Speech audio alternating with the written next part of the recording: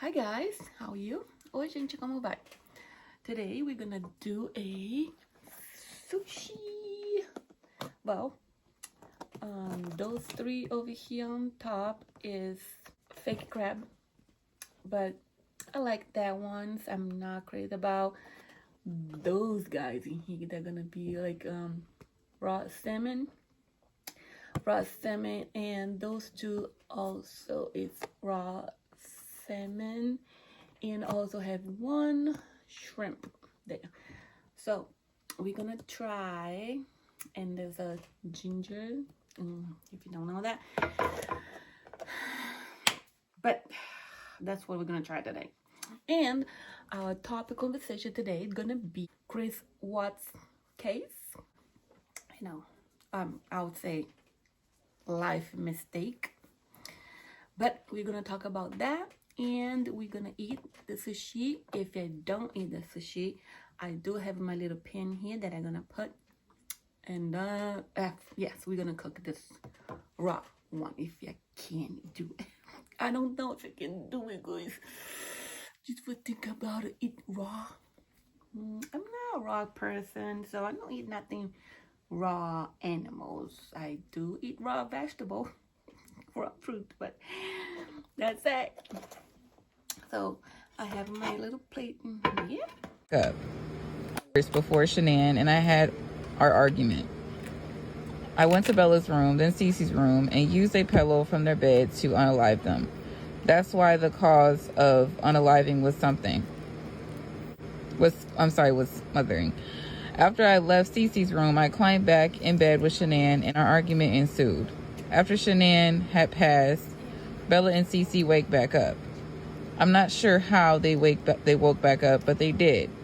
That made the act that much worse, knowing I went into their rooms first and knowing I still took their lives at the location of the batteries. The reason the medical examiner found oxy in Shanann's system is because I gave it to her. I thought it would be easier with Niko if Shanann wasn't pregnant. I was wrapping her up in the bed sheet when the girls came walking into the room. I don't know how it could be possible, but they were both up and walking around. I knew if Nikki and I were going to be together, I had to unalive all of them. I wrapped Shanann in the sheet and Bella kept asking me what was wrong with mommy. Both girls started crying. Both girls looked like they had been through something. I knew it was because of I could not comfort my girls. I had no desire to. I think I told her mommy would be okay. She just didn't feel good. I tried to carry Shanann down the stairs, but I lost my grip on her twice, and she was too heavy for me to carry. She fell to the floor, and I ended up kind of sliding her down the stairs. The girls were just kind of running around the house and watching me with scared looks on their faces. Bella started to cry, and when she did, Celeste started whimpering. What a nightmare this was. This is the reason I unalived them first, so they did not have to witness any of this. I wanted to take them peacefully and make it so much easier for them and for me. Now I didn't know what was going on, what I was going to do. I got Shanann down the stairs and laid her by the back door. I ran outside and backed my truck up in the driveway. As I was moving the truck, I realized that everything I had thought about was just about to be completed. I was angry when the girls that they were up and awake. And I felt anger for Shanann that I could have unalived anything that got in my way. I honestly feel like, this is my personal opinion, but I feel like somebody was with them, because you notice how he said he could barely carry Shanann down the stairs and he dropped her twice. Okay.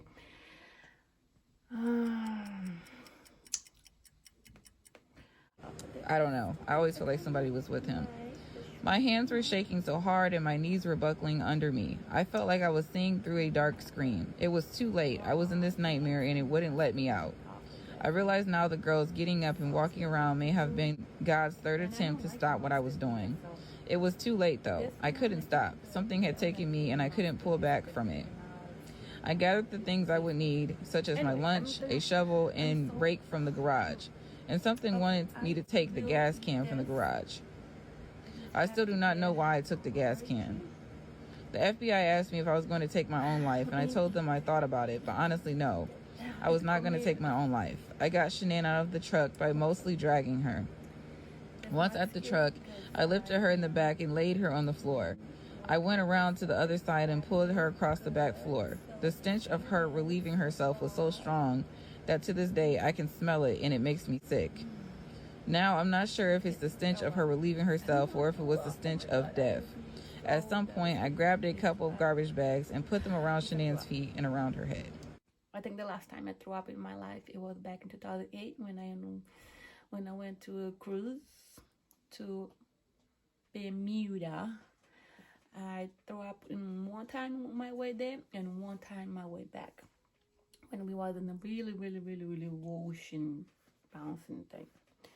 But that's it. That's my last time that I throw up. Since then, I never throw up ever again because I try my best to not throw up. Anyways, let's try this thing, and if you don't like it, and we're gonna cook the rest one, because definitely those are big pieces. Not gonna happen. Okay, 1, 2, 3.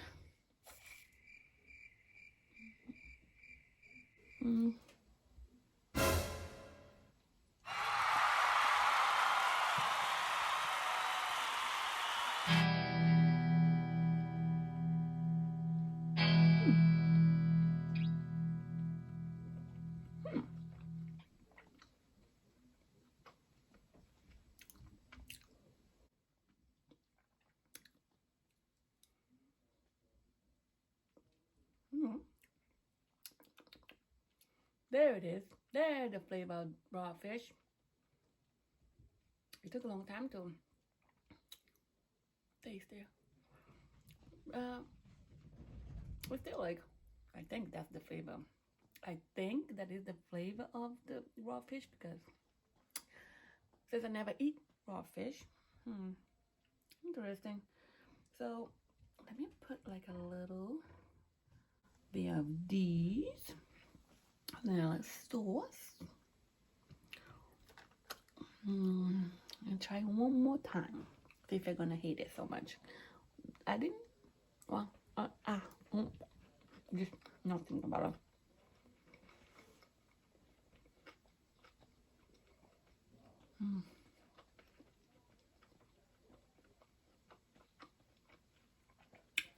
it. Interesting. It's not bad.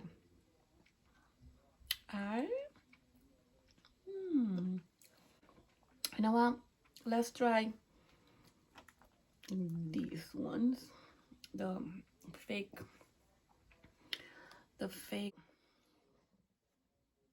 Oh, it's a fake crab and avocado.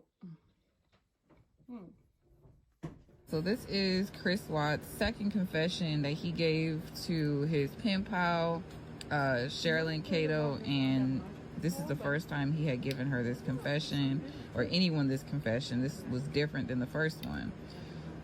So yeah, it says, I don't know if you want this in the book or if God does, but here are the things I left out. August 12th, when I finished putting the girls to bed, I walked away and said, that's the last time I'm going to be tucking my babies in. I knew what was going to happen the day before, and I did nothing to stop it. I was numb to the entire world. I had literally taken my kids to a birthday party, played with water balloons. Chinese food is fine, guys. It's delicious. Because I bought it. I got it yesterday. Because I was supposed to do this video last night. But I was... Had an amazing time, sang songs all the way home, gave them bath and shower, ate dinner, read bedtime stories, and sang bedtime songs. And still nothing registered. When Shanann had to be somewhere, I always enjoyed taking the girls to places or playing outside because it was our opportunity to bond. And still the night before, I couldn't stop myself from what I knew would occur the next morning. Before you start talking about the Mr. Watts, what he did, the most dumb, I think they're gonna name this the most dumb criminal, the most dumb criminals, like that show, you know. So shall we try this one? This one is concentrate on this again, because I just okay. This one is completely raw.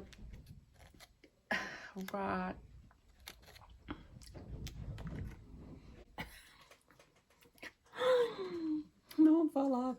The sound might be good. Christ. I'm scared to eat this whole fish thing raw. I'm not scared, but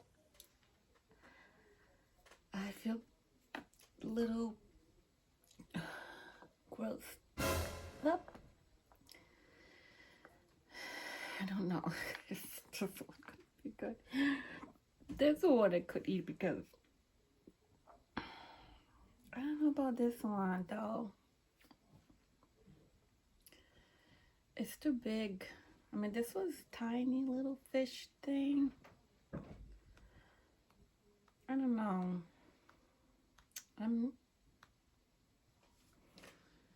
Okay, you know what? Let's try. Come on.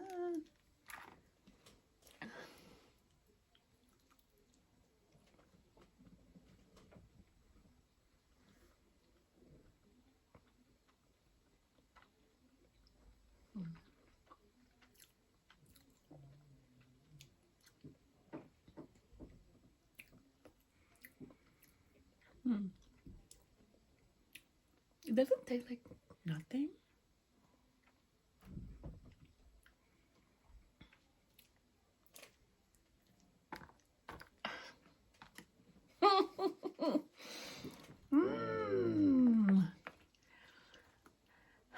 Why is it so gross looking? It's gross looking.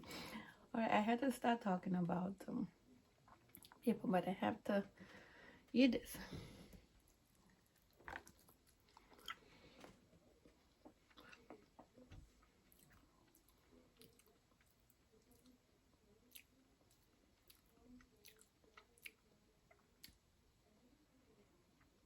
No, we're gonna it all right, let me explain. It is okay, but it's not. Oh, we also have this for dessert. Look at the size. Anyways, it's not like it tastes bad, but it tastes weird. It tastes sometimes like nothing, but then it comes the flavor after, like you eat the ocean. I don't know. It's something different. so now what we're gonna do? We're gonna do this. We're gonna what do I say? Warm it up. Okay.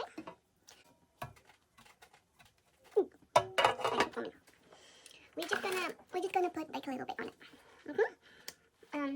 While this is warming up, so let's start it with Mr. Chris Watts. Mr. Chris was unalive his wife that was pregnant with this little boy and his two little daughters. I think one was 3 years old and the other one was 4. But they, it was a small little kid. And this guy decided to find a girlfriend, which her name is Niko, kiss her. But anyways, look like say kissing. But anyways, guys, so this is could have been like, it was a very, very crazy case and crime, and a very horrible and disgusting way that he did it too. Just did it. I can just assume that he didn't love her anymore, but it's still like, I don't know what happened, but how you just have impregnated your wife and then you already want to move on like that with that other girl, Nicole. If you like not in love with your wife and like why you have, you know, talk about having another baby. I just, for me, it's just crazy. And so, anyways, so what happened is he, unalived his two child and put their body in this oil tank from his job because apparently his job, apparently he's working an oil company that have this big oil. And I feel like, why the heck you do all this? Just get divorced. And he decided not to get divorced, but decided to, unalive them all because he wanted to start all new with this kiss the girl. And I think kiss the girl is have to do with a lot of. The early morning hours of August 13th, 2018, a 34-year-old woman named Shanann Watts returns back to her Colorado home after a business trip.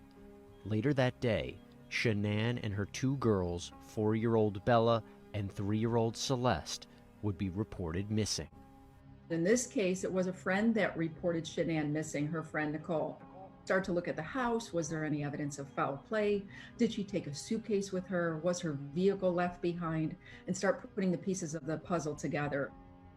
Shanann was married to 33-year-old Chris Watts. At the time of her disappearance, the family of 4 was about to get a bit bigger. We did it again. I just said the pink is going to be girls. I don't know. Just a test. That's awesome. Chris and Shanann had what would be considered a picture-perfect marriage. They had a beautiful home. They both had striving careers. They had children, a baby that was on the way. We would learn, though, that Shanann and Chris's marriage was on the rocks. We do know that there was some strain in their marriage. There were some issues with his parents and how they felt about Shanann. And Shanann had expressed in some text messages to a friend that she felt that his parents were getting in the way. You start looking at text conversations and seeing that she was dominant. Chris was That I watch in the news that her interview, and she like literally saying like he acts like, but in real life they are still, hello Nicole, they are still married. They not divorced. Number one, because this was divorced, he was lying to you, but he was not. He's still married. And when I was trying to find him an apartment, I was like, are you comfortable telling me where your girls go to school? That's in the text too. I was like, so I can figure out what distance from the apartment is. I was trying to just make his life convenient with like him, his ex, his kids, and all the stuff that he needs to do and work. And he was like, an introvert. Shanann was an extrovert. Shanann wore the pants in the relationship, and Chris was very passive, didn't like any of the public attention. Chris tells police that when he returned from work, Shanann and the girls were gone. It's at this point when Chris's behavior comes into question. I have no idea like where they went. And it's just earth-shattering. I don't feel like this is even real right now. It's like a nightmare that I just can't wake up from. His behavior during the porch interview was really interesting. He vacillates from being really calm verbally to being really fidgety and kind of rocking back and forth. That rocking shows the uneasiness. Bella was going to start kindergarten. Beautiful wife. And she was like on Facebook and everything. Shanann. She didn't have a Facebook. Shanann Watts. She has a Facebook and she always go online. She always go. Like they have this huge house and everything. I don't know why all of a sudden he just don't want to be married anymore. He's if that would have been going on for a long time, it wasn't one thing, but if that just happened, that was crazy in my opinion. He talks in the past tense about one of his daughters. The way that he talks about his children is as if he's grieving them. It's like, I want her back so bad. I want those kids back so bad. He kept repeating, I just want them back. I just want them back. And there was no real plea for their safety with them. There were no tears. There was no emotion. He came off very cool. Things get really strange, though, when police arrive. Watts' neighbor shows the officer and Chris himself what his security camera picked up in the early morning hours of the disappearance. The footage never shows Shanann leaving with the girls. Instead, it reveals Chris backing up his truck into the garage and loading it before eventually driving away. Here you go. Cook salmon. Cook sushi. I do still have some more cold in here. But I also want to eat. And more oil. More sauce. This sauce is going to go in. Okay, let's get one. Oh, wait, there. Still hot.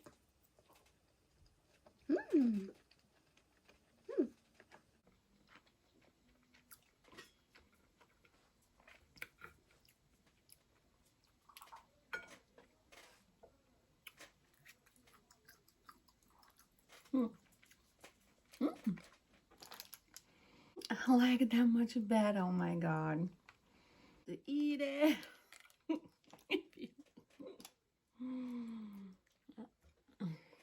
Why keep me like phone? My water jugs, my book bag, my computers, some of the tools that I had from the toolbox. I knew I was going to have to do some pumping unit rubbers today. That's why I was out so far. Immediately, he started offering reasons as to what he was putting in the vehicle. And he was kind of hyper about that. These are so long, everything out there, all the tools that I had to bring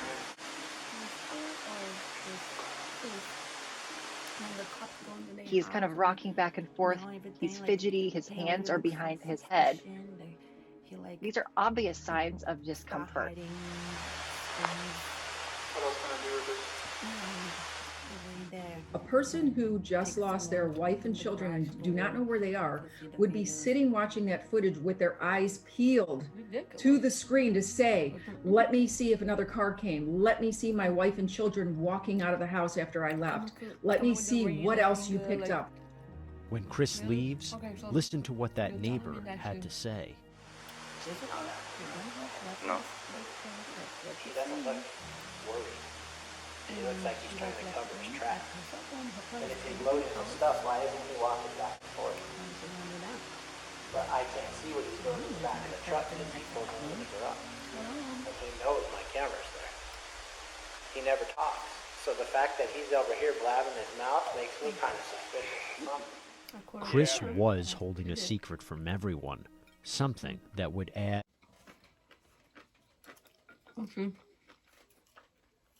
Yeah, Dad. What's she telling me about this stuff behind? Shrimp. The only shrimp. Let's eat this shrimp. Oh, this.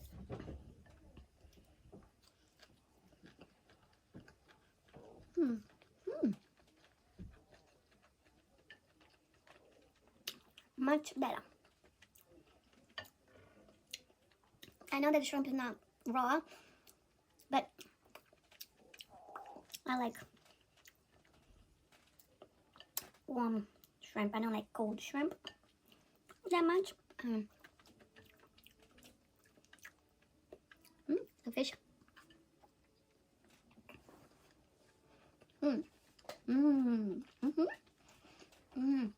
Much better. Much better. This is the best sushi I ever eat. The best fish sushi I ever eat.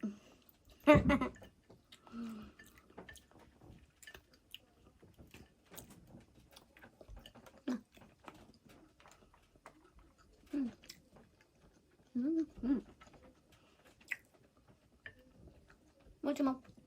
Last fish. like that a lot. This mouse fake grab.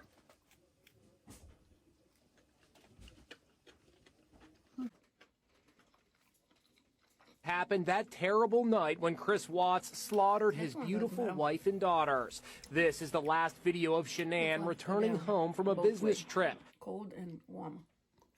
It was recorded August 13th, 2018. The timestamp 1:48 a.m. She was dropped off by her friend Nicole Atkinson in the white car, who the next day reported her missing to police. The just-released video shows Nicole waiting until she knows that Shanann is safely inside. As she opens the door, Shanann has no idea the fate that awaits her. Shanann's family's lawyer, Stephen Lambert, appears on Dr. Phil today, offering for the first time details of what happened next. The night in question, Shanann came home. She and Chris got into a fight. In that fight, he essentially confessed to having an affair, that he wanted a divorce, that it was pretty much over between them. And she had said something to the effect of, well, you're not going to see the kids again. As a consequence of that conversation, he strangled her to death.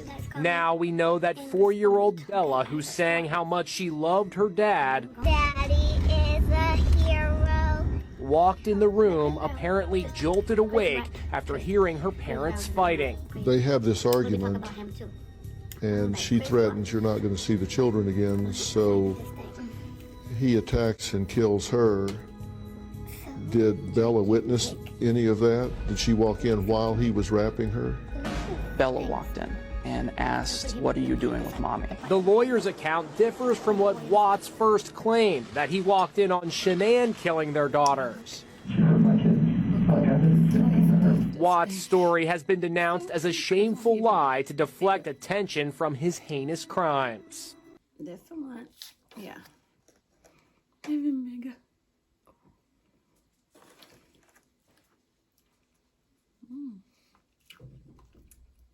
This is what you want? Yeah, this is my decision.